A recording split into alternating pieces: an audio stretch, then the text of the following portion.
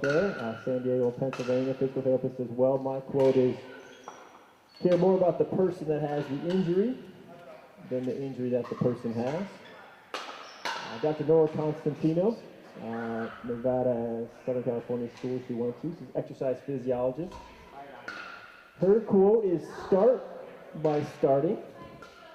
I like it. Dr. Jim Fitzsimmons, he's a Nevada man, director of the campus recreation and wellness.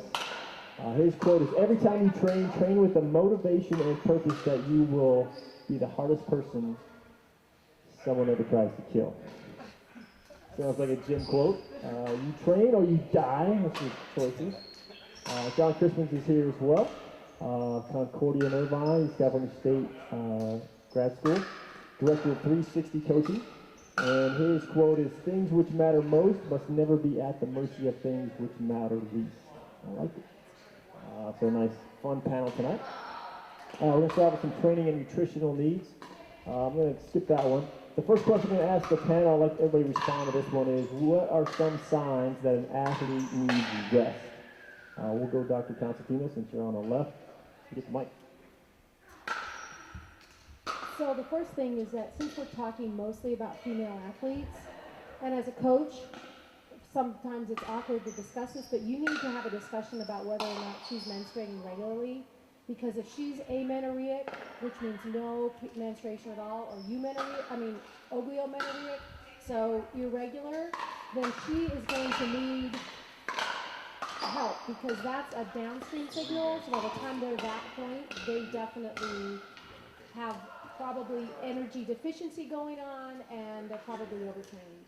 If they have excessive diarrhea or constipation, those are signs of overtraining, as well as a decrease in performance. That's, you kind of see that. Sometimes the rest is not just physical rest, but it's more psychological or psychosocial rest. You want to talk about that part? Psychosocial. Okay. All right. So when you talk about psychosocial rest, and this is probably a bigger picture of the whole situation, is I firmly believe that athletes should not train one sport year-round. They need to take at least 5 months off and do something else because they're young.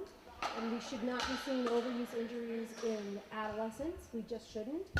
Think about when we were kids, we played sports all year round, but they were all different sports. And this repetitive for one type of sport is going to increase the risk or the need for more rest.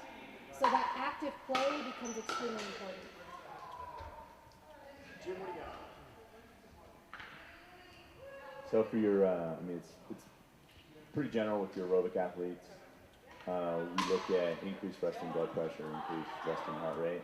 Within our strength athletes or our power athletes, more, you're not going to see those same indicators of heart rate and systolic blood pressure increases at rest and in the morning. You're going to see decreased sprint speed, you're going to see decreased force production. All those pretty good indicators that we need to rest the athlete.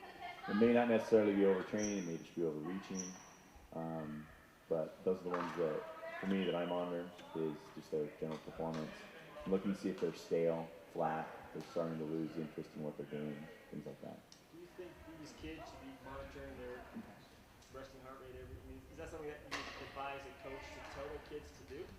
You're gonna in an aerobic. Oh, the question is, with kids, do you think you should measure that? Something to be measured on a regular basis. Would you advise that? Yeah, I mean, I think being attuned to your body as an athlete is important, and even as an adolescent or a young athlete, I think those things are important. These are, with a volleyball athlete, I would look more at things like force production, sprint speed, all those, those indicators, jump height, repetitive jumps to a specific height, rather than the resting heart rate and blood pressure. But yeah, I don't think it's ever too early to start getting the athletes in tune with their body and understanding how their body's reacting to what they're doing. I concur with the first two speakers. I would also like to add that maybe like a general feeling of malaise where they're not really feeling like they're getting their pep or energy back between workout to workout or game to game could be a good indication that the athlete's not getting enough rest. So a little bit of loss of cognitive function and just not having that energy level you'd expect going from event to event.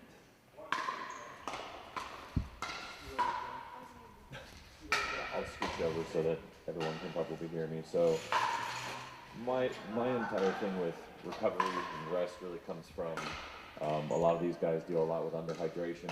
A lot of them deal with a lot of problems with their vitamin deficiencies and a lot of other things that occurs a lot in their rest periods. For a lot of these females, they do train year round, so training also goes along with rest and recovery. I incorporate that into every program that I put in, making sure that they get taper time, making sure that they are resting and not only getting a physical break, but a mental break. You know, because these girls have school, other sports, or other things. So when dealing with rest and how I know they need to recover, I ask a lot of questions, and that's how I draw it out of the athlete. Since I don't really have the medical knowledge to know the signs and symptoms a lot more, I ask a lot more questions and try to draw it out of them. So.